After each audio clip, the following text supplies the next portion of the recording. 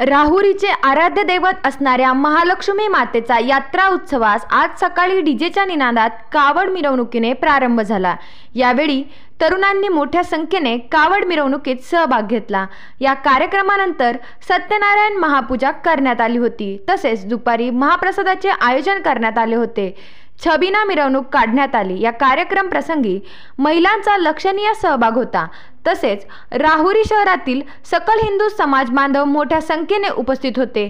कार्यक्रम यशस्वीतेसाठी माजी नगरसेवक सोन्याबापू जगधने, संतोष जगधने, सोमनाथ जगधने, अमोल जगधने, दीपक बलसाने, मुकेश जगधने, शंकर जगधने, बाबा शेलार, गुलाब जगधने, दत्ता जोगदंड, राजभाऊ जगधने, कांतीलाल जगधने, बापू जगधने, राहुल गुना जगधने, कल्याण जगधने तसेच महालक्ष्मी यात्रा कमिटी अध्यक्ष अमित जगधने, उपाध्यक्ष विकी शेलार, आकाश जगधने, ओंकार जगधने, प्रवास जगधने, सार्थक जगधने, ऋषिकेश जगधने, ऋषिकेश जोगदंड तसेच सकल हिंदू समाज बांधवांनी अथक परिश्रम घेतले